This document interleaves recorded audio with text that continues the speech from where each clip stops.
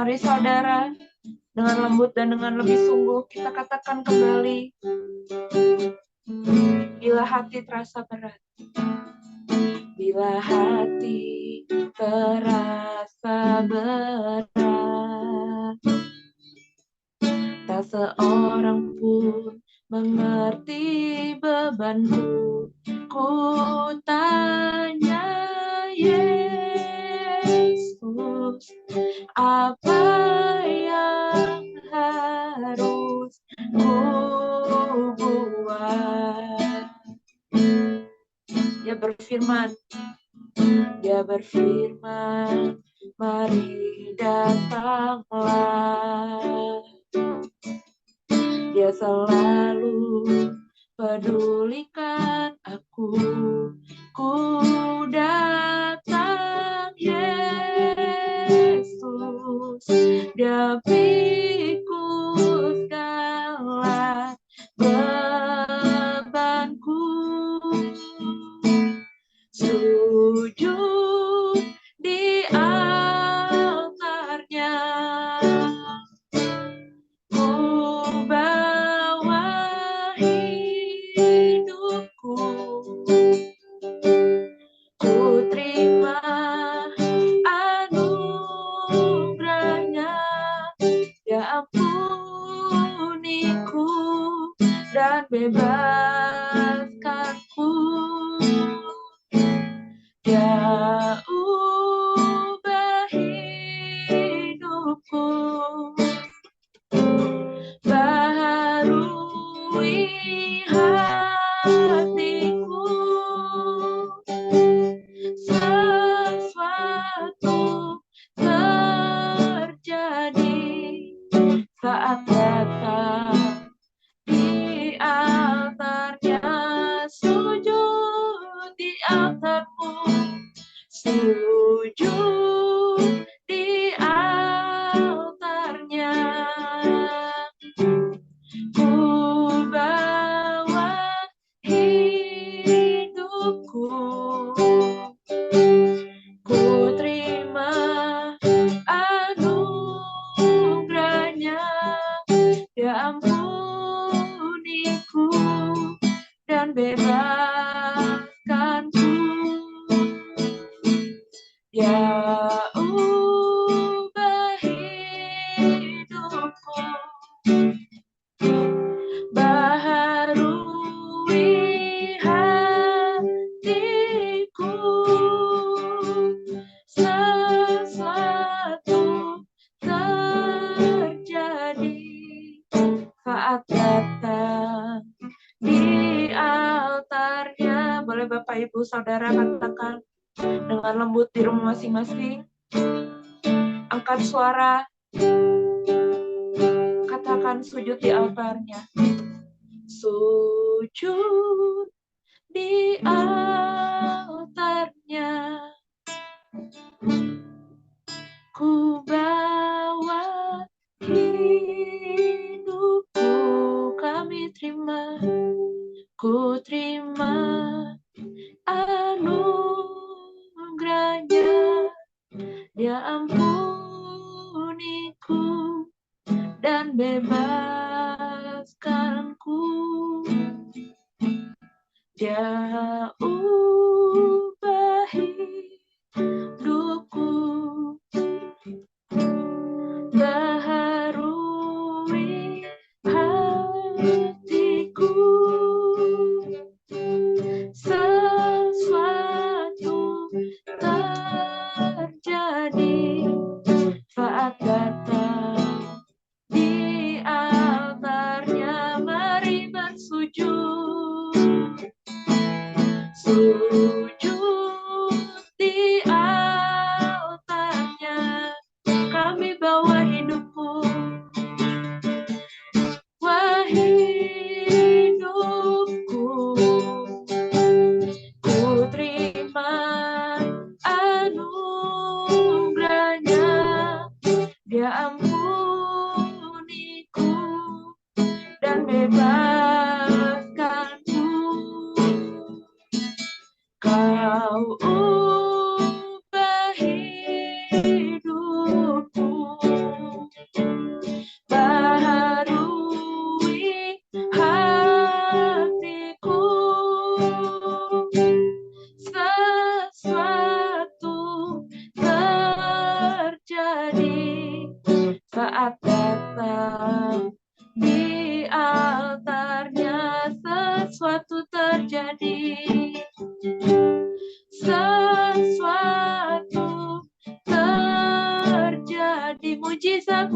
terjadi, mujizat terjadi, kemenangan, kemenangan terjadi saat datang di altarnya. Mari sembah Tuhan, sujud di hadapan-Mu, kami datang dalam hadirat-Mu, memandang wajah-Mu Tuhan. Kami datang menyembah-Mu,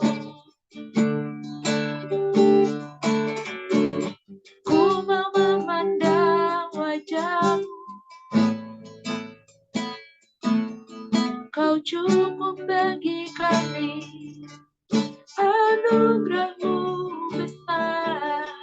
Oh, mari sama-sama kita katakan, ku pandang wajah-Mu, ku pandang wajah-Mu dan berseru, pertolonganku datang dari-Mu, peganglah tanganku, jangan lepaskan, Kaulah harapan dalam hidupku. Mari saudara, angkat hati kita, katakan, ku pandang wajah-Mu dan berseru, pertolonganku datang dari-Mu, peganglah tanganku, jangan lepaskan, Kaulah harapan dalam hidupku.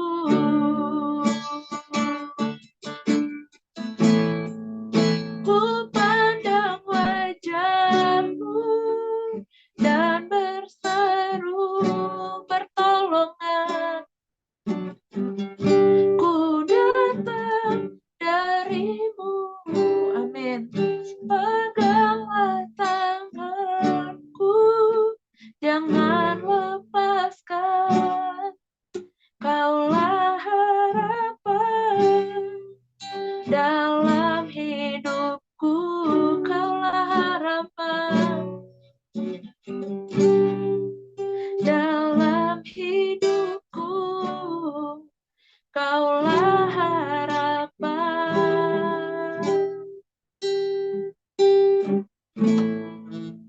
dalam hidupku. Saya persilakan kepada Pak Prio untuk membuka dengan doa.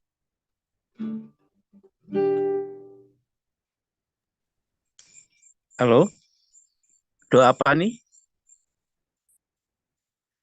Halo? Silakan langsung firman Tuhan, Pak, maksudnya. Oh gitu ya. Baik, kita berdoa sekali lagi kalau gitu.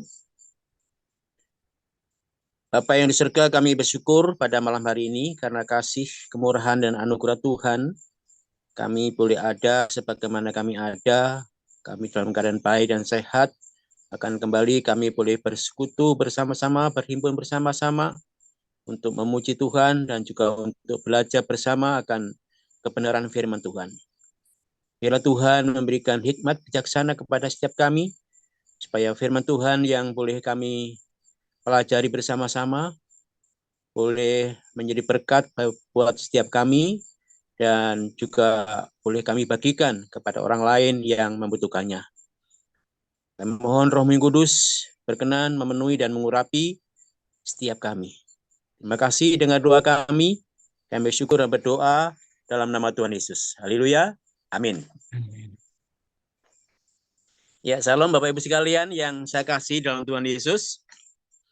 Ya, terima kasih untuk Bapak Andreas yang telah memberikan kesempatan kepada saya untuk menyampaikan firman Tuhan. Ya, ini berkaitan dengan ketaatan ya.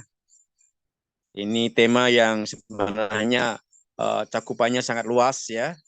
Tapi kita akan coba nanti melihat dari beberapa hal ya, dari poin-poin tertentu, dan saya berharap nanti kita bisa saling melengkapi dan menyempurnakannya ya, sehingga kita semakin diperkaya berkaitan dengan kebenaran tentang ketaatan ini ya. Ya, pada prinsipnya ketaatan itu adalah kehendak Tuhan ya. Sejak awal penciptaan, baik itu penciptaan malaikat maupun manusia ya, Tuhan menghendaki agar semuanya taat ya kepada Tuhan. Ya, namun realitanya kita tahu ternyata ada sebagian malaikat dan juga Adam dan Hawa sebagai ciptaan pertama ya, ternyata tidak taat ya, sehingga muncul malaikat yang jatuh itu kita yakini adalah iblis dan pengikut-pengikutnya ya. Lalu kita semua adalah menjadi keturunan Adam dan Hawa yang secara natur mempunyai kecenderungan untuk juga tidak taat gitu ya. Ya. Namun demikian kita terus berusaha dan belajar agar menjadi anak-anak Tuhan, hamba Tuhan yang taat ya. Nah, untuk mengawali kita akan melihat beberapa nas Alkitab kita ya.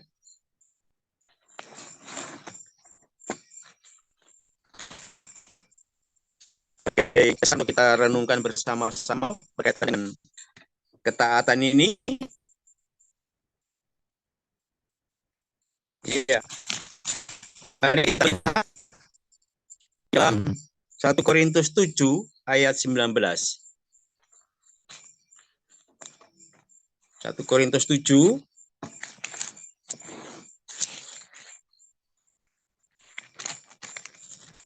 ayat yang ke-19.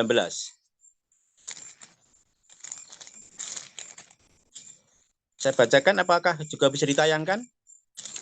7:19 dari 1 Korintus.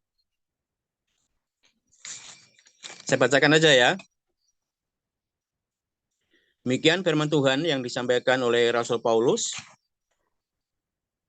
1 Korintus 7 ayat yang ke-19 ya. Sebab bersunat atau tidak bersunat tidak penting ya. Yang penting ialah mentaati hukum-hukum Allah. Ya. Ya, memang waktu itu Paulus berbicara dengan jemaat Korintus, bahas berkaitan dengan ketaatan terhadap hukum Taurat ya, yang salah satunya adalah tentang bersunat ya. Nah, saya tidak membahas mengenai sunat itu sendiri, tetapi kita mengambil prinsip kebenarannya di sini, apa yang disampaikan oleh Rasul Paulus, bahwa Rasul Paulus mengatakan yang penting ialah mentaati hukum-hukum Allah. Ya. Jadi kita melihat di sini, yang penting adalah mentaati. Jadi berarti ketaatan itu penting, gitu ya. Bahkan yang terpenting, ya. Kalau kita lihat dari seluruh Alkitab, ya, bagi Tuhan yang terpenting adalah ketaatan, ya. Lalu kita melihat di sini ketaatan berkaitan dengan hukum-hukum Allah, ya. Kalau ini kita tarik ke Perjanjian Lama, maka ini bisa menunjuk kepada kelima kitab Musa, ya, juga bisa. Tapi bisa juga kita ringkaskan, ya, atau yang Alkitab ringkaskan firman Tuhan menjadi 10 hukum itu, ya, dekalog 10 hukum yang terdapat di dalam Keluaran 20, ya, ayat yang halo, apakah terdengar Iya, suara Pak saya? Priyo, terdengar jelas, Pak Priyo. Oh, baik ya. Ya, jadi kita mentaati hukum-hukum Allah, ya. Dan hukum-hukum Allah ini kita tahu diringkas oleh Tuhan melalui Musa, yaitu bisa menunjuk kepada 10 hukum. Di mana 10 hukum itu kita bisa bagi dua, yaitu hukum yang berelasi dengan Allah, yaitu hukum yang pertama sampai hukum yang keempat. Lalu hukum yang kedua, yaitu hukum yang berelasi dengan sesama manusia, yaitu hukum yang kelima sampai ke-10. Ya. Ini yang penting yang tetap perlu kita taati. Ya. Itu menurut Rasul Paulus. Ya. Artinya kemarin kita bahas juga berkaitan dengan hukum Taurat, ya, bisa menunjuk ke sini, artinya tetap berlaku, ya, bukan hanya Tuhan Yesus saja, ya, yang menyampaikan bahwa Tuhan Yesus tidak akan meniadakan hukum setitik pun, ya, senoktah pun, ya. Paulus pun juga menekankan, ya, bahwa mentaati hukum-hukum Allah ini adalah hal yang penting bagi umat Allah, ya. Lalu kita tahu bahwa 10 hukum Taurat ini, ya, yang disampaikan oleh Musa ini diringkas oleh Tuhan Yesus, yaitu kita tahu di dalam Matius 22 ayat 37 sampai 40, yang juga kita bisa tarik menjadi dua bagian, yaitu yang berelasi dengan Allah supaya kita mengasihi Allah, dan berelasi dengan manusia, yang mana kita diminta untuk mengasihi sesama, ya, seperti kita mengasihi diri sendiri. Jadi ini sinkron, ya. Jadi kita patut mentaati hukum-hukum Allah, baik secara detail di dalam 10 hukum maupun secara prinsip, itu mengasihi Allah dan mengasihi sesama itu sendiri, gitu ya. Lalu berikutnya, selain Tuhan itu minta kita mentaati hukum-hukum Allah, ya, Tuhan juga meminta agar kita umatnya, hamba-hambanya juga, ya, mentaati panggilan Tuhan. Ya, kalau tadi mentaati hukum-hukum Allah, kita juga diminta untuk mentaati panggilan Tuhan, ya. Nah, panggilan Tuhan ini banyak, ya, cukup banyak, ya, baik secara pribadi maupun secara umum. Misalnya yang pertama adalah seperti yang kita tahu, ya, mentaati panggilan Allah terhadap amanat agung, ya, yang terkenal agung yang diperintahkan oleh Tuhan itu di dalam Matius 28 ayat 19 sampai 20. Di mana intinya di situ kalau kita melihat, ya, Tuhan tidak memerintahkan kepada para muridnya dan kepada kita untuk mendirikan agama, tidak, ya. Kalau menurut agama barangkali Tuhan Yesus masih beragama Yahudi, ya. Dan ketika Tuhan Yesus mau naik ke surga, ya, berikan pesan yang terakhir, pesan yang kita kenal dengan sebagai amanat agung ini, yaitu kalau kita simpulkan isinya, intinya adalah Tuhan memerintahkan agar kita ini menyelamatkan jiwa dan memuridkannya, gitu, ya. Jadi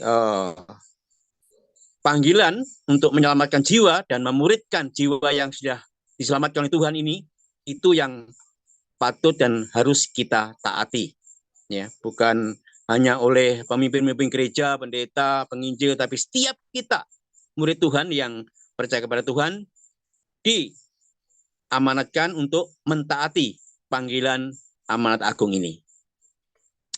Lalu secara umum, ya, Tuhan pun juga minta supaya setiap murid Tuhan itu menjadi garam dan terang, ya, dunia di mana kita berada, ya. Nah, itu kita tahu di dalam Matius 5 ayat 13 dan 14. Dimanapun kita berada, Tuhan minta agar kita menjadi garam dan terang, ya. Kalau sekilas barangkali menjadi garam itu artinya cara kerjanya itu diam-diam, ya, dan larut, gitu, ya. Baru garam itu benar-benar berguna. Nah, kalau terang itu cara kerjanya terang-terangan, menyatakan jati diri atau identitas kita sebagai murid Tuhan, ya, enggak kita sembunyikan, ya. Dan secara umum menjadi garam terang ini berarti menjadi orang yang berguna dimanapun kita berada. Nah, kalau gereja pun juga demikian, diharapkan gereja menjadi garam dan terang bagi lingkungannya, ya, menjadi berkat bagi lingkungannya, ya, bukan hanya untuk menyelamatkan jiwa dan memuridkannya, tetapi juga bisa menjadi berkat secara umum. Ini yang disebut sebagai secara umum itu mandat budaya, ya. Jadi kita perlu mentaati mandat budaya, ya, supaya melalui keberadaan kita ini menjadi berkat bagi lingkungan di mana kita pribadi maupun gereja berada, ya. Nah, memang selanjutnya memang kita punya panggilan-panggilan khusus masing-masing pribadi, ya. Itu sifatnya personal. Nah, yang jelas dalam semua itu kita diminta untuk mentaati semua hukum Allah, mentaati semua panggilan baik amanat agung maupun menjadi garam terang maupun panggilan secara pribadi, ya. Nah, itu semua kita selayaknya sepatutnya mentaatinya. Nah, sebenarnya apa, ya, yang menjadi dasar kita ini mentaati Allah, mentaati hukum-hukumnya, mentaati semua panggilannya tadi? Apakah sebenarnya yang seharusnya menjadi dasar, ya, menjadi boleh katakan motivasi, ya, pendorong untuk kita taat, ya. Ini penting, ya, motivasi ini, ya. Pendorong ini sangat penting, ya. Jangan sampai salah di dalam dorongan ini atau motivasi ini, ya. Nah, karena itu kita akan melihat, ya, misalnya kita lihat yang pertama di dalam Yohanes 14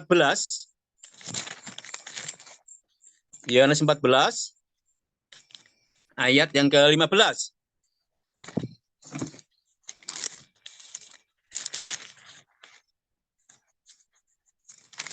Yohanes 14 ayat ke-15. Ini secara langsung disampaikan oleh Tuhan Yesus, ya, kepada para muridnya. Demikian. Jikalau kamu mengasihi aku, kamu akan menuruti segala perintahku, ya. Menuruti segala perintahku berarti ini taat. Tadi, ya, mentaatinya. Nah, apa yang menjadi dorongan dasar di sini? Yaitu mengasihi aku, mengasihi Tuhan. Jadi taat karena kasih. Ya. Berarti ini bukan taat karena terpaksa. Apalagi karena takut dihukum oleh Tuhan. Takut dimasukkan neraka. Ya, itu malah jauh nggak benar, ya.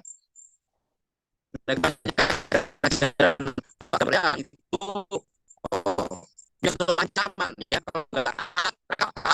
Ya. Tapi tidak seperti demikian. Yang benar adalah karena kita mengasihi Tuhan. Maka kita mau mentaati semua hukumnya, mau mentaati semua panggilannya. Apalagi kita tahu juga bahwa Tuhan terlebih dulu mengasihi kita. Sehingga sewajarnya lah kita mengasihi Tuhan dan mentaati semua apa yang menjadi perintahnya, hukum-hukumnya, dan panggilannya. Gitu, ya. Jadi taat karena mengasihi Tuhan. Lalu yang kedua, kita akan melihat contoh, ya, dari Ibrani, ya, itu banyak disebutkan. Pasal ke-11 kita tahu itu, ya. Kita lihat di dalam Ibrani pasal ke-11.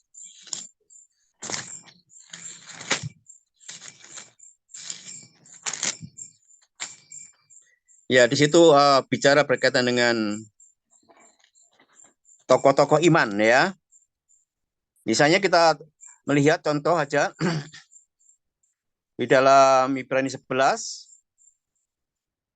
yaitu ayat yang ke-7 misalnya. Karena iman, maka Nuh dengan petunjuk Allah tentang sesuatu yang belum kelihatan, dengan taat, ya, mempersiapkan bahtera untuk menyelamatkan keluarganya, dan karena iman itu ia menghukum dunia dan ia ditentukan untuk menerima kebenaran sesuai dengan imannya. Nah, yang kita ambil prinsip di sini adalah mengapa Nuh taat, ya, memenuhi panggilan Tuhan untuk membuat bahtera ini. Ini suatu ketaatan yang di luar di luar ukuran umum, ya, karena membuatnya bukan di daerah dekat laut tetapi di pegunungan. untuk membuat bahtera ini, dan ini bertahun-tahun dalam mengerjakannya dan besar sekali ya. Barangkali banyak orang yang menyebutnya, wah Nuh ini sudah gila barangkali ya. Tetapi Nuh dengan taat karena iman tadi ya. Ya. Katakan karena iman ya. Kalau kita langsung hubungkan dengan taat ya, mempersiapkan bahtera. Jadi taat karena iman. Karena percaya bahwa apa yang diperintahkan Tuhan itu, apa yang diminta Tuhan itu, semuanya baik dan benar adanya. Tuhan tidak pernah bersalah di dalam memberikan suatu perintah atau di dalam Tuhan mau memanggilnya, gitu ya. Nah, demikian juga dikatakan di dalam ayat yang ke-8 ya. Pasal yang ke-11 ya. Karena iman Abraham taat ketika ia dipanggil untuk berangkat ke negeri yang akan diterimanya menjadi milik pusakanya. Lalu ia berangkat dengan tidak mengetahui tempat yang ia tujui. Luar biasa ya. Abraham waktu itu adalah orang yang kaya raya di daerahnya. Artinya dia jadi orang yang terkenal. Dan itu berarti secara manusia Abraham sudah memiliki istilahnya zona nyaman di sana ya. Kekayaan ada, nama ada ya. Tapi karena iman dia taat pada panggilan Tuhan. Meninggalkan zona nyamannya. Ini luar biasa ya. Jadi taat karena iman. Taat karena kasih ya kepada Tuhan. Lalu terakhir kita akan melihat contoh di Abraham ya. Saya akan coba kita melihat di dalam Kejadian pasal yang ke-22 ya, kisah Abraham mempersembahkan Ishak itu ya. Ada suatu pernyataan dan penilaian Tuhan ya yang luar biasa ya, menguji akan ketaatan daripada Abraham ya. Di dalam Kejadian pasal yang ke-22 ya. Ya, ayat ke-12 di situ Tuhan menilai ya. Mengapa Abraham taat ya. Dikatakan lalu ia Tuhan ya berfirman, jangan bunuh anak itu dan jangan kau apa-apakan dia. Sebab telah ku ketahui sekarang bahwa engkau takut akan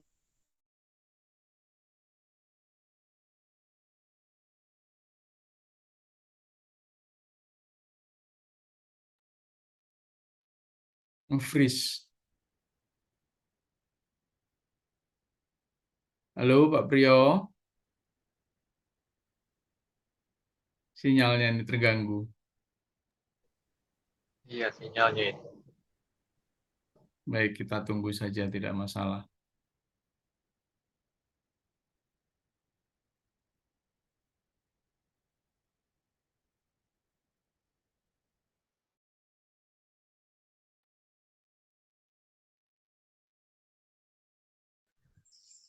ya. Maaf ini terpental nih ya. Tidak apa-apa Pak Priyo, silakan lanjutkan Pak Priyo, sudah kembali Ya. lagi. Oke, ya baik. Ya. Jadi takut akan Allah ini yang menggerakkan Abraham untuk taat kepada Tuhan untuk mempersembahkan Ishak anaknya itu ya, yang dijanjikan itu. Nah, takut akan Allah ini menunjuk kepada pengertian ya, respect ya kepada Allah. Abraham begitu menghormati Allah. Ya, selain juga mempercayai Allah. Maka dia melakukan ketaatan yang melampaui batas secara manusia.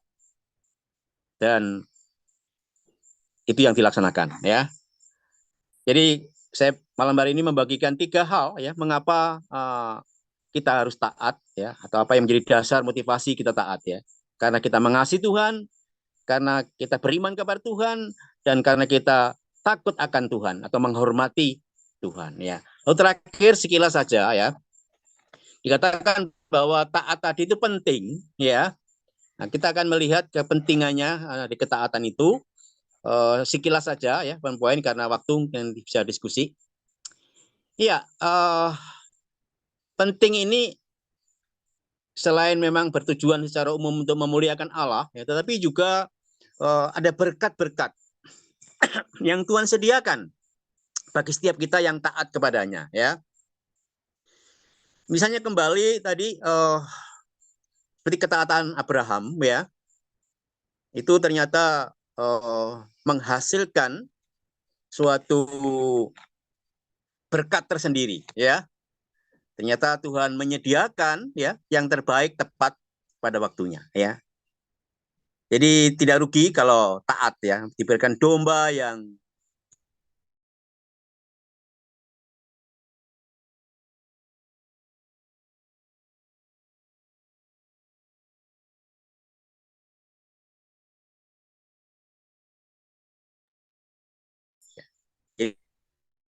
Tuhan sediakan, ya. Jehovah Jireh, ya. Tuhan menyediakan apa yang kita butuhkan, ya, jika kita mentaatinya dengan berbagai bentuknya, ya. Lalu yang berikutnya, kembali tadi misalnya kita melihat di Matius 28 ayat 19-20 itu, ya, ketika kita mentaati amanat agung Tuhan, ya, maka kita akan menikmati Immanuel itu, ya. Penyertaan Tuhan itu luar biasa, ya. Penyertaan ini berkat yang luar biasa kalau menurut saya. Apa artinya hidup ini tanpa ada penyertaan Tuhan? Ya. Kita bisa mengalami penyertaan Tuhan yang luar biasa, ya. Dan begitu indahnya penyertaan Tuhan itu. Gitu, ya. Ya, lalu berikutnya kalau kita melihat dari contoh misalnya Musa, ya. Musa juga taat juga, ya. Dikatakan dalam Ibrani 11, ya. Di situ Tuhan menyediakan upah, ya, reward, ya, di surga, ya. Musa mau mentaati semuanya, meninggalkan segala zona nyamannya, ya. Dia rela menderita untuk memenuhi panggilan Tuhan bersama umat Allah. Kenapa? Karena pandangannya ia arahkan kepada upah. Jadi Tuhan sediakan upah di surga nanti, ya. Makanya Tuhan sering mengatakan upahmu besar di surga, upahmu besar di surga. Itu pasti diberikan kepada mereka yang taat, setiap kita yang taat. Jadi nggak sia-sia kalau kita taat. Tapi yang saya dalam hal ini bukan upah keselamatan, ya. Saya meyakini keselamatan itu anugerah. Tapi upah yang lain bisa jadi upah itu bisa jadi, ya, kalau di bagian-bagian lain itu mahkota-mahkota, ya, ada berbagai macam mahkota, 5-6 mahkota. Bisa juga kerajaan surga itu sebagai suatu kerajaan, ya. Jadi kita akan ditempatkan pada tempat-tempat tertentu, ya, jabatan-jabatan tertentu di surga nanti. Itu urusan Tuhan. Yang jelas ada upah, ya, bagi kita yang taat kepada Tuhan. Yaitu bisa dilihat di Ibrani 11, ya, pasal yang ke-11, ya, ayat 26, ya. Tuhan Musa mengarahkan pandangannya kepada upah, ya. Lalu yang terakhir ini secara umum, ya, mari kita melihat Yakobus 1 ayat ke-25.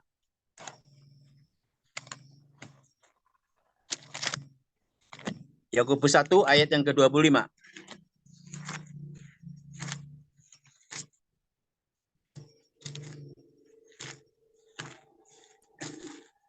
Bentar.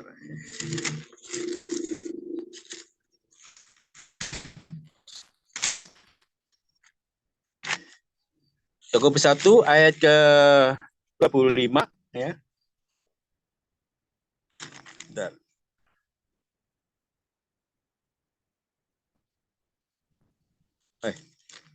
Bukan 1 kelihatannya, ya, maaf nih, kelihatannya 2, ya.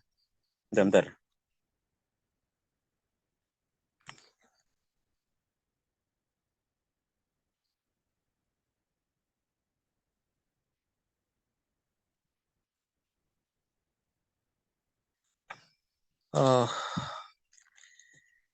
Bentar.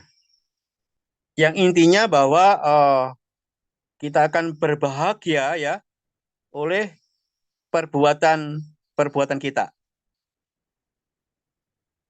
Ya. 1 ayat 25, Pak. 1 ayat 25, ya. Ya. Oh, ya. Makasih, Pak, bantuannya. Tetapi barang siapa meneliti hukum yang sempurna, yaitu hukum yang memerdekakan orang, dan ia bertekun di dalamnya. Jadi bukan hanya mendengar untuk melupakannya, tetapi sungguh-sungguh melakukannya.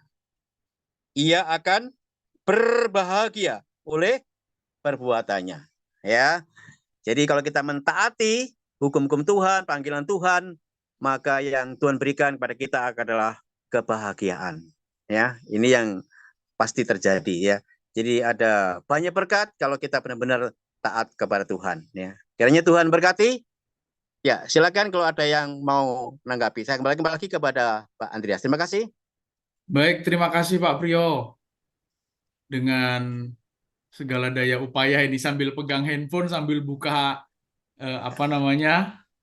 Alkitab. Waduh, perjuangan beliau mesti kita hargai sebagai sebuah perjuangan dalam pembuktian ketaatan itu sendiri, ketaatan tentang panggilan. Hari ini panggilan bagi Pak Priyo adalah bertugas menyampaikan firman Tuhan kan ya.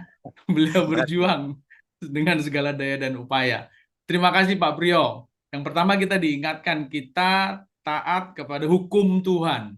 Yang kedua kita taat kepada panggilan Tuhan itu. Kenapa taat? Karena kita mengasihi Tuhan, kita beriman kepada Tuhan, dan kita menghormati Tuhan.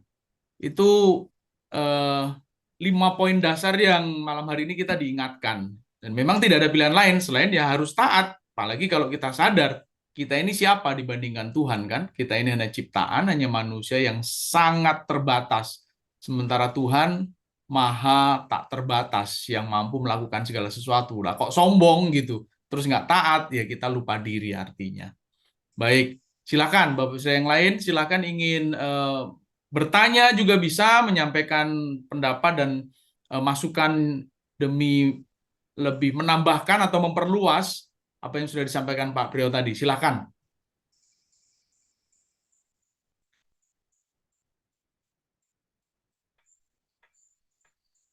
Ada?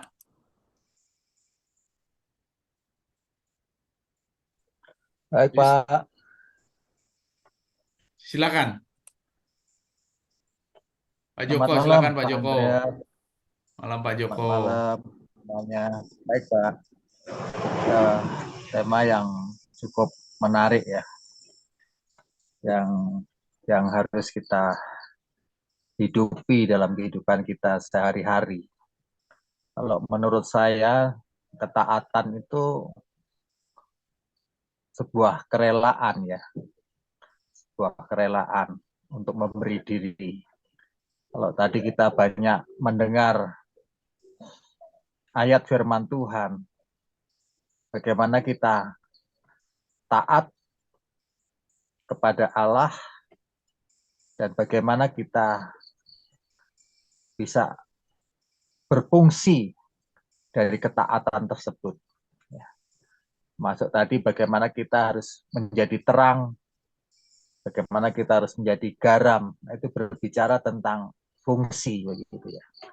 Jadi kalau kita ada kerelaan seperti contoh iman, yaitu Abraham, Nuh, adalah contoh-contoh yang luar biasa yang patut kita teladani begitu ya.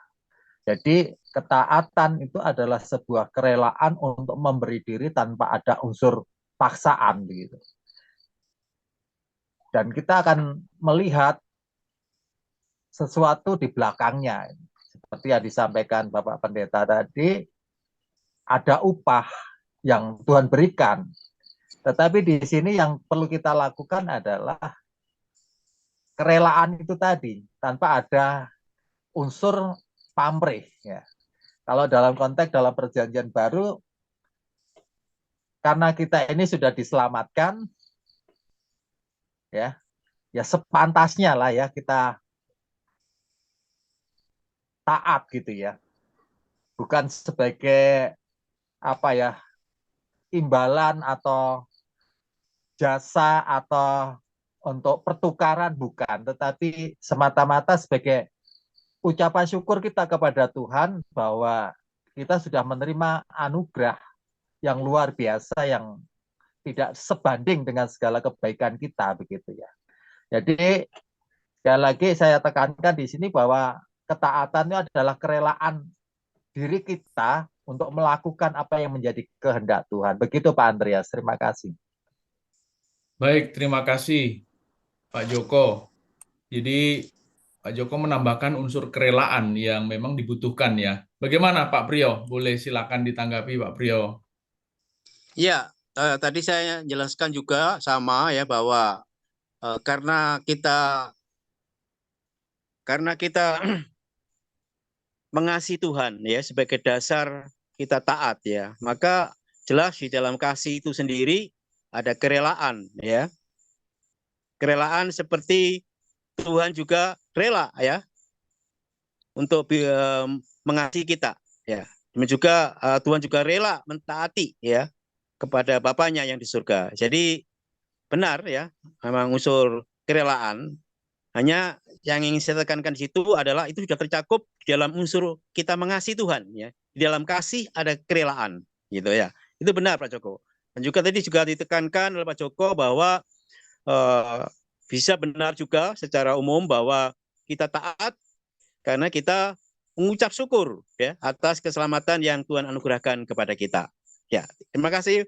Itu tanggapan saya. Baik, ya tepat sekali memang karena kalau kita mengasihi berarti ada kerelaan di situ ya. Tidak mungkin mengasihi tidak ada kerelaan. Kalau mengasihi tidak ada kerelaan, ya jika mengasihi tanpa kerelaan maka dia bukan kasih. Berarti ya, tetapi sebuah keterpaksaan. Baik, terima kasih Bapak-bapak yang lain. Silakan jika ada. Pak Karli, silakan Pak Karli. Iya, selamat malam. Saya mau memperkenalkan dulu nih salah satu rekan saya, teman seperjuangan, waktu kami sama-sama di tim pelayanan Public Man Sirait, Pak Andreas. Baik, baik. Iya, di sini ada Pak Pendeta Robin Simanjuntak. Ya, selamat malam Bang Robin. Malam Pak Robin. Malam, Pak Karli, malam semuanya. Iya, jadi udah lama nggak ketemu ya Pak Robin ya.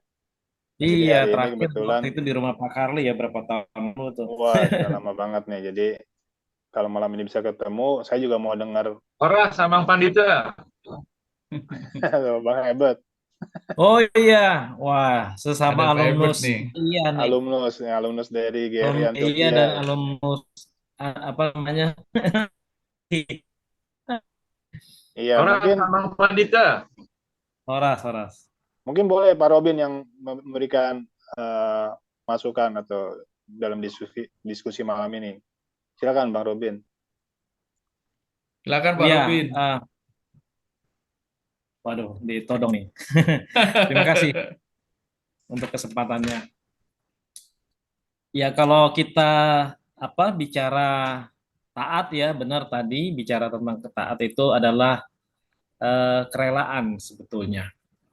Cuman sebelum terjadi kerelaan itu, kalau menurut saya dalam perjanjian lama, ketaatan itu bagian dari covenant ilahi ya. Kita tahu covenant atau perjanjian itu kan ada dua ya, covenant of work, covenant kerja, perjanjian lama, dan covenant of love, covenant of grace dalam perjanjian baru begitu ya. Kalau di dalam perjanjian lama itu waktu orang mengadakan perjanjian, katakanlah misalnya perjanjian Allah dengan Nuh, perjanjian Allah dengan Musa, perjanjian Allah dengan Daud, dan lain-lain sebagainya, itu selalu meminta satu syarat, begitu ya. Syaratnya itu adalah yang harus dipenuhi oleh manusia, begitu. Karena yang namanya perjanjian itu adalah perjanjian yang sepihak. Jadinya Allah yang membuat perjanjian, jadi bukan perjanjian dua pihak ya. Kalau perjanjian dua pihak itu promise namanya.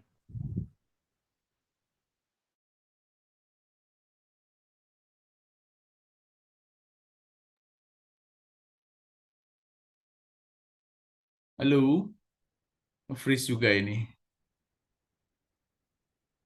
Freeze ya, Pak Robin. Maaf, saya sinyalnya lagi jelek ini karena saya pakai hotspot ya. WiFi Baik, saya baik. lagi habis nih WiFi-nya nih. Belum diperpanjang. Eh, jadi gitu ya, ya saudara-saudara ya. Kalau menurut saya sih memang awal-awal pertama kali itu yang namanya ketaatan selalu dikaitkan dengan syarat. Kalau kamu setia, kamu taat, kamu mendapat berkat.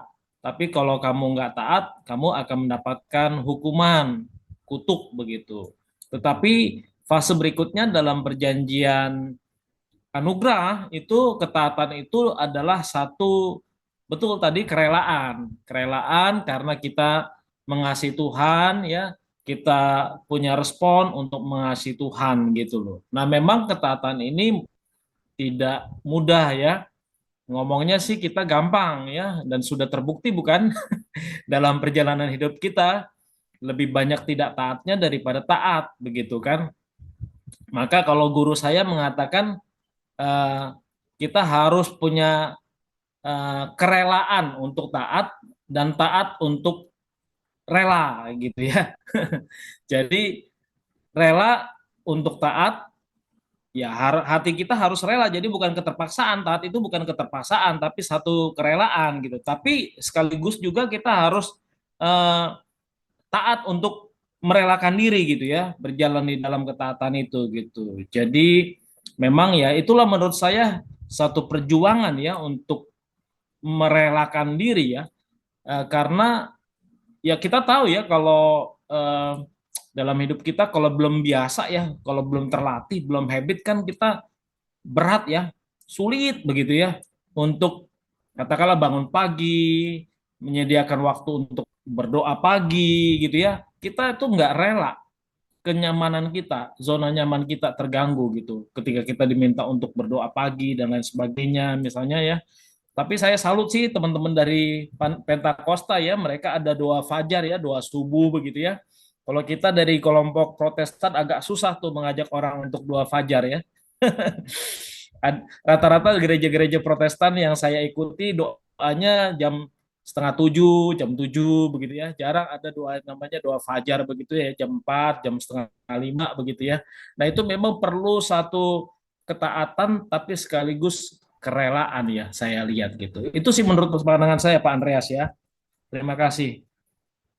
Baik, terima kasih Pak Robin. Ada satu tambahan penegasan lagi ya, untuk rela dibutuhkan ketaatan, gitu kan. Jadi ketaatan dibutuhkan kerelaan, kerelaan pun dibutuhkan ketaatan. Jadi tidak bisa terpisah itu ibarat kata begitu ya. Kalimat yang bagus tadi disampaikan ya bahwa eh, rela untuk taat, tapi juga harus taat untuk rela, gitu. Sebuah siklus yang tidak boleh diputus, tidak boleh dilepaskan, saling kait mengait. Begitu ya, Pak Brio. Gimana Pak Brio? Ya, terima kasih untuk penekanan kerelaan ini ya. Ini memang sangat penting, tapi memang nggak mudah ya. Karena itu Tuhan Yesus pun ya dikatakan dalam Ibrani pasal ke-5 ayat ke-8 ya, walaupun dia sebagai anak ya, tapi belajar taat. Ya, ada kata belajar menjadi taat, itu kalimatnya ya. Ibrani 5 ayat ke-8. Artinya memang taat itu tidak mudah. Membutuhkan suatu pergumulan, membutuhkan suatu perjuangan, membutuhkan suatu usaha ya dari dalam diri kita. Tentu tetap kita minta pertolongan Tuhan ya untuk bisa rela taat tadi ya. Jadi perlu belajar dan belajar. Kalau Tuhan Yesus yang adalah pribadi yang sempurna dikatakan taat sampai mati, tapi juga membutuhkan proses belajar tadi. Ini menarik sekali memang ini. Jadi apalagi kita ya, kita perlu terus-menerus belajar dan belajar untuk rela taat. Terima kasih. Baik, baik Pak Brio. Iya ya, memang apalagi tadi Pak Robin juga udah mengingatkan ya, mengingatkan kepada kita ya. Gampang banget ngomongnya, gampang banget gitu, tapi prakteknya itu buktinya kita lebih sering tidak taat dan lebih sering tidak rela gitu ya, karena sebuah perjuangan yang berat. Apalagi kalau kita bicara ketaatan itu berkaitan dengan sesuatu yang tidak mengenakkan diri kita. Wah, tambah lagi itu beratnya berkali lipat gitu kan ya. sulit sekali untuk bisa kita wujudkan. Tapi no choice kan, ya harus kita wujudkan pelan-pelan tapi pasti kan, perlahan tapi pasti sampai pada ujungnya. Ya, yang penting kita terus berjuang gitu. Jangan karena sulit lalu menyerah, tapi karena sulit terus kita berjuang sampai akhirnya kesulitan bisa kita atasi gitu kan. Tadi Pak Karli belum sempat bicara nih. Silakan Pak Karli. Ya, ini udah diborong semua kayaknya. Ya, teman, kita harus ingat memang Tuhan kan menciptakan kita itu dengan free will ya, kehendak bebas. Artinya Tuhan tidak menciptakan kita seperti robot. Ya, dia ingin kita punya kehendak bebas untuk memilih. Dalam hal ini ketaatan itu menjadi apa ya? Menjadi seperti buah konsistensi kita dalam dengar-dengaran akan firman Tuhan. Jadi ketika kita konsisten mendengar firman Tuhan, terus mendengar firman Tuhan, ya hasilnya nanti ketaatan itu. Karena kita memilih itu, gitu, memilih untuk taat kepada firman Tuhan, bukan ketaatan pada daging, gitu ya. Itu satu. Terus yang kedua, mungkin dari saya tambahan aja sih, ketaatan itu tentu ada harga yang harus dibayar.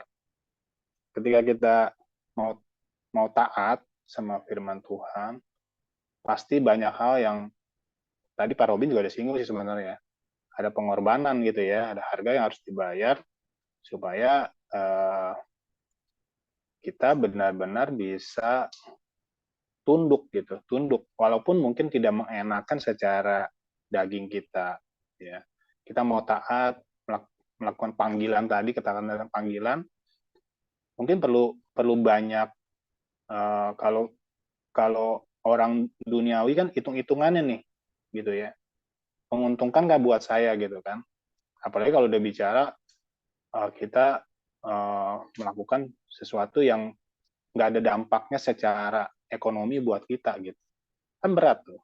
Nah, kita mau taat ya tuh melakukannya ya, membantu orang misalnya gitu ya, hal-hal yang sederhana yang mungkin setiap hari kita alamin, tapi prinsipnya kita berani bayar harga gak dengan itu semua gitu, dengan konsistensi tadi dengar-dengaran akan firman Tuhan. Mungkin tambahan saya sedikit itu aja Pak Andreas. Terima kasih. Iya, mahal memang harganya Pak. Untuk taat itu mahal ya. Karena tadi kita punya agenda sendiri ya.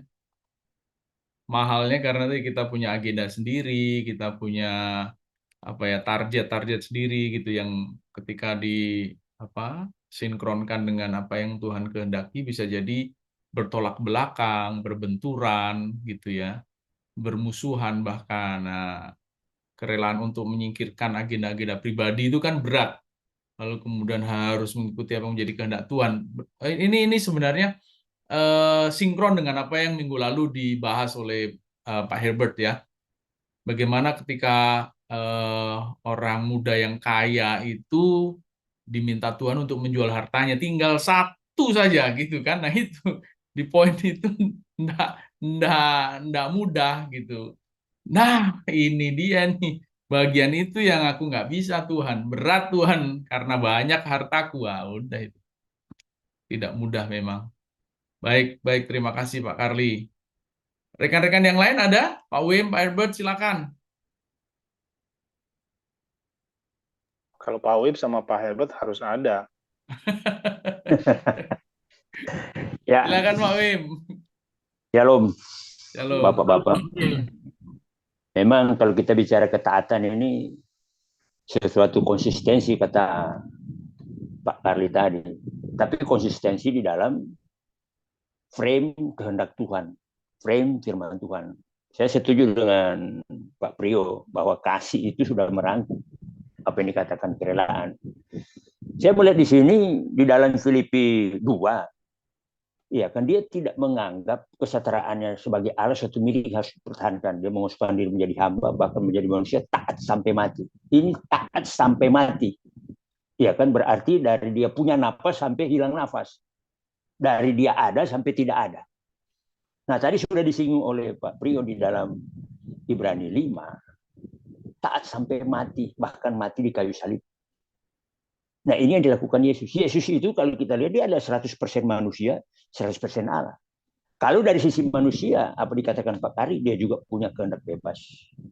Iya kan? Karena dia berkata, aku punya hak untuk meminta malaikat. Ya kan? Waktu dia mau disalib itu.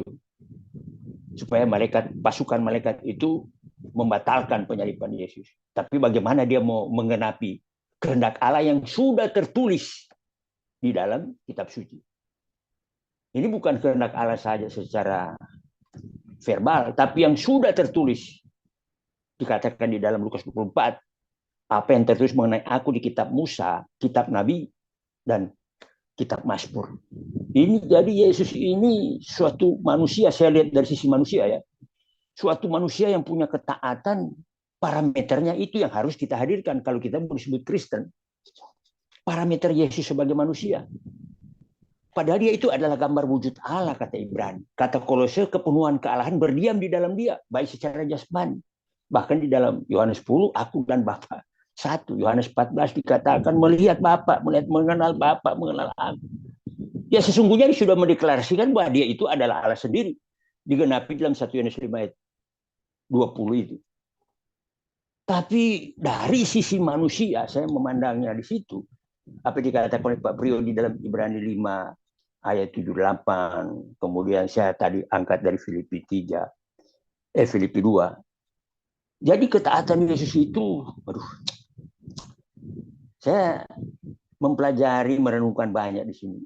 Bayangkan saja dia dari umur 12 tahun, dia sudah mengajar di bait Allah. Kemudian datang ibunya, ambil dia dari bait Allah itu. Kita aja lagi ngomong dipotong orang, mungkin kita nggak terima. Kita lagi bicara, ntar dulu saya selain bicara dulu, waktu baru situ bicara. Dia sebagai anak dari Maria Yusuf secara lahir, ya secara jasmani, dia tinggalkan itu. Padahal dia bilang sama bapak ibunya, tidakkah kamu tahu aku harus berada di rumah bapakku?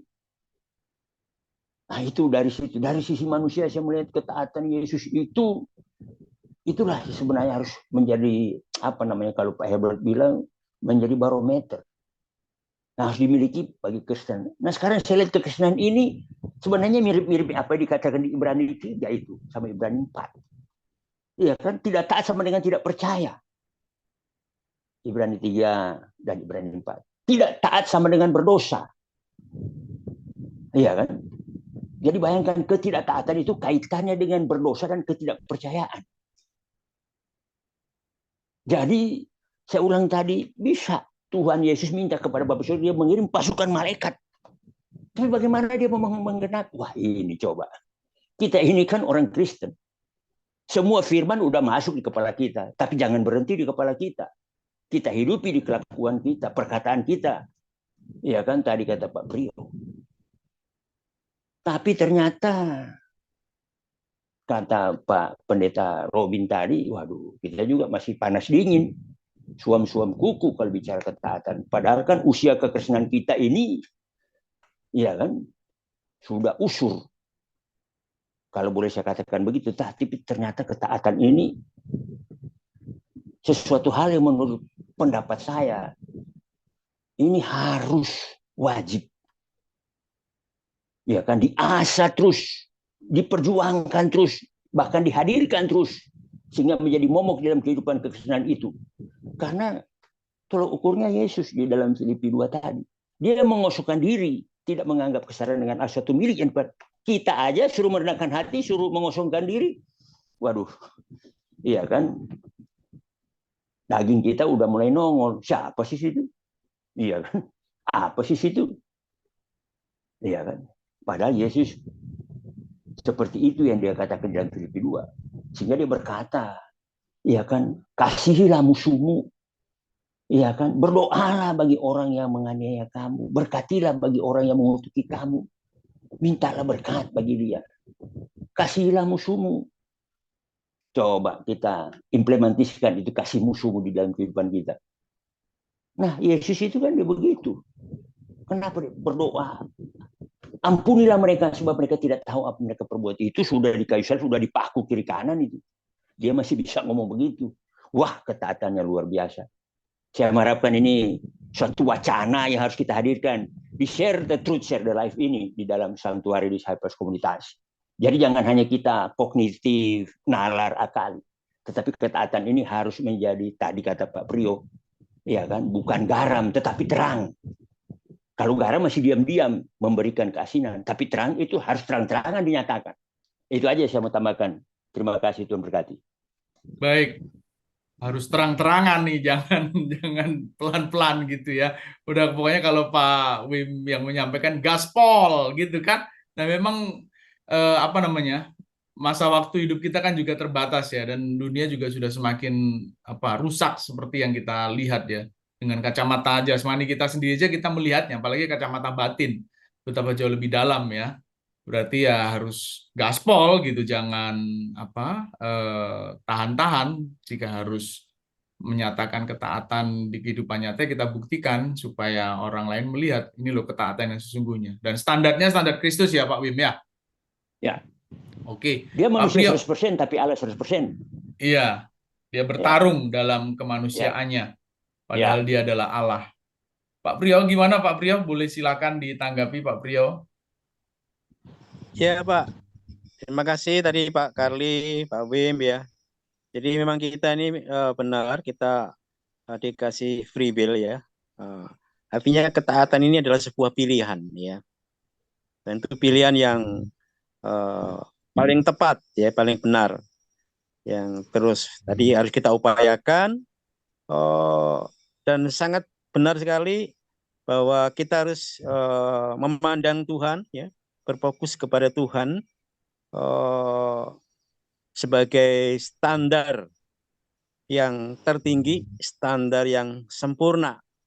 Kalau boleh saya sampaikan, barangkali hanya Tuhan Yesus ya yang bisa mendapatkan nilai 100 ya dalam ketaatannya kepada Bapa yang di surga ya, dan panggilannya. Nah, sekarang tinggal kita masing-masing ini kita punya nilai berapa dalam ketaatan kita ini ya, dalam berbagai sisi.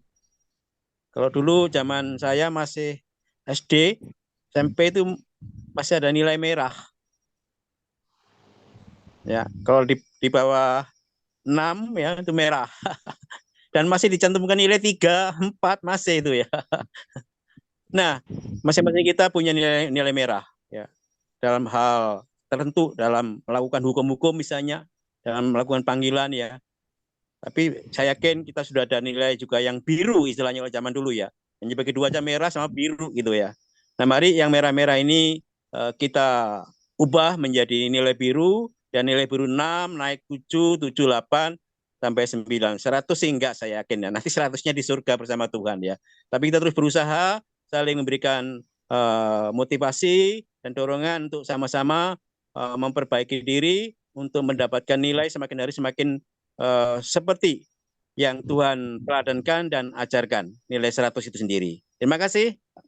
Baik Pak Priyo, terima kasih ya. Belajar merubah nilai merahnya jadi biru. Ya, banyakan merahnya, nggak naik kelas kita harusnya memang. Aduh, lulusnya kapan gitu kan, naik kelas aja enggak gitu kan. Sebuah proses yang panjang. Ya, Bung Herbert nih, silakan Bung Herbert.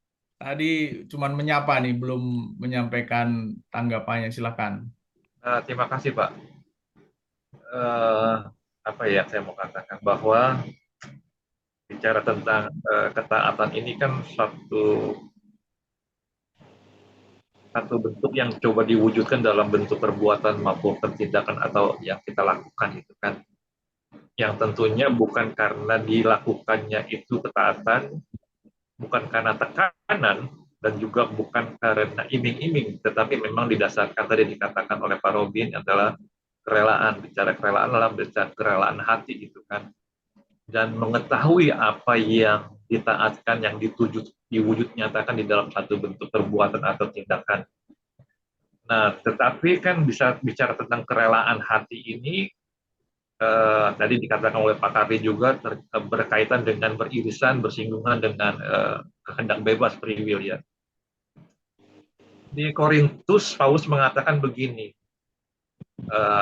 tapi katanya ini ya, nanti saya coba itu. Di Korintus mengatakan, siapakah yang mengetahui manusia di dalam dirinya selain rohnya itu sendiri? Demikian juga siapakah yang mengetahui di dalam dirinya, di dalam orang itu selain hatinya? Yang tahu licik apa tidaknya hati kita kan sebenarnya kita sendiri, ya kan? Sementara di Yeremia mengatakan betapa liciknya hati, lebih licik dari segala sesuatu. Jadi, nah memang ini suatu ketaatan yang tidak dilakukan oleh karena tekanan maupun oleh karena iming-iming, tetapi bagaimana ketaatan itu memang merupakan suatu hal yang punya motif dari hati yang bersih dan mengetahui apa yang dia lakukan itu karena ada satu yang agung, ada satu yang mulia, ada satu yang indah yang itu hanya kita dapatkan di dalam Tuhan, dan dari hal itulah kita mau melakukannya. Jadi ternyata betapa pentingnya motif itu lebih penting daripada ketaatan itu sendiri, lebih besar daripada ketaatan itu sendiri. Motif itu menjadi satu hal yang harus coba kita menjadi bagian terus-menerus mengkoreksi diri, memperbaharui dari hari ke hari, mengalami suatu perubahan batiniah tentunya. Karena kan bicara hati itu, motif itu sangat yang batiniah ya, yang bagaimana sikap hati kita itu menjadi hal yang penting. Nah, jadi teruslah kita belajar untuk memerangi atau melawan setiap kelicikan hati kita gitu kan, yang kadang-kadang itu cepat berpikirnya sekali di dalam hati kita, yang untuk hanya sekedar memuaskan hati kita sendiri, bukan berorientasi hanya kepentingan untuk memuaskan, tapi bagaimana juga untuk bagi kita, bagi sama dan Tuhan untuk kemuliaan. Kurang lebih seperti itu, Pak Andre. Baik, walaupun di bagian akhir kurang jelas karena memang ini sinyalnya sepertinya agak banyak yang terganggu memang ya. Tapi terima kasih Pak Herbert, pointing kepada bagian motif tadi ya. Ini ditambahkan lagi nih, betapa kita semakin diperkaya nih, menjadi semakin luas nih. Pak Priyo, ini kita ditambahin lagi nih Pak Priyo. Dasar ketaatan kita, salah satunya adalah motif. Tentu motifnya harusnya motif yang benar ya, motif yang kudus gitu ya. Jangan sampai motif kita taat itu untuk yang lain gitu.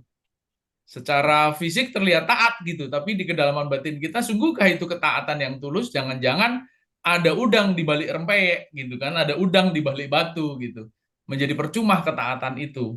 Gimana Pak Priyo? Ya, benar ya. Jadi memang ketaatan itu harus tulus Ya. dan tanpa pamrih ya. Itu penekanannya sih yang saya lihat ya, betul ya. Sudah bagian kita memang taat ya. Itu aja sih menurut saya. Jadi kita tidak berharap apalagi pada orang lain ya.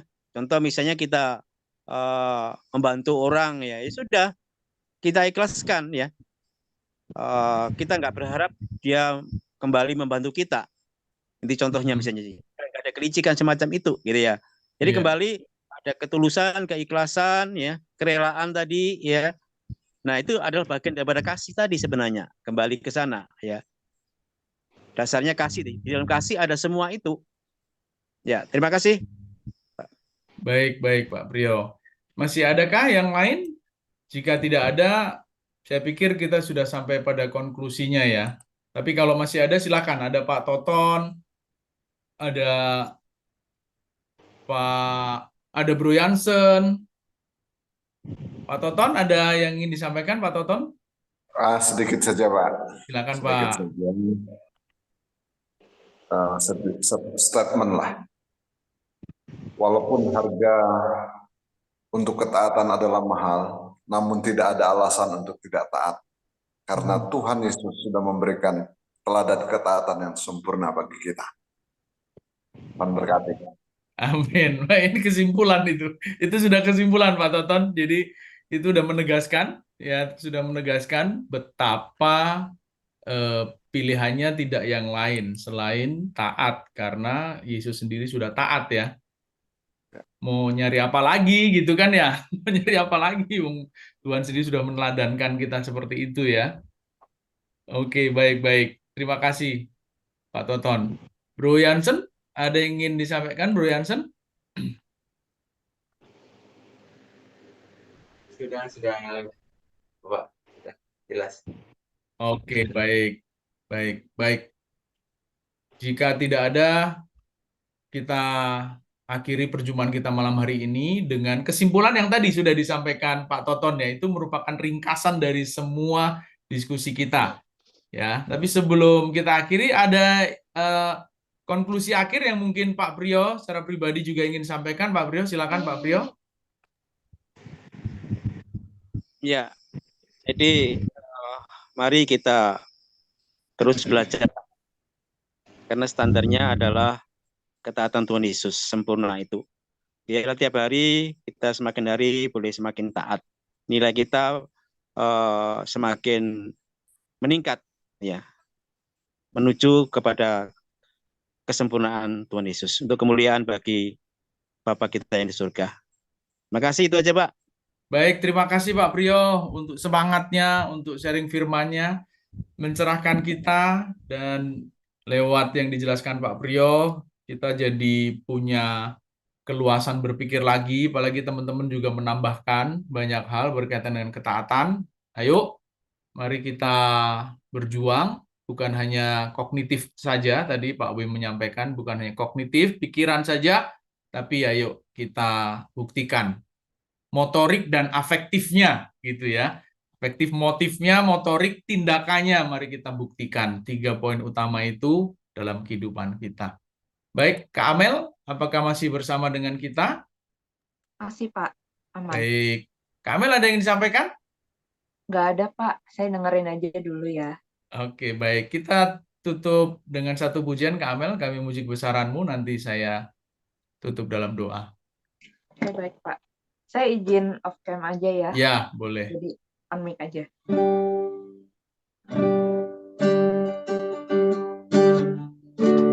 Kami memuji kebesaran-Mu, ajaib Tuhan, ajaib Tuhan.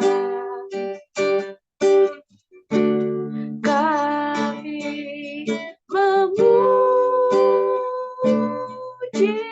kebesaran-Mu, ajaib Tuhan, ajaib Tuhan.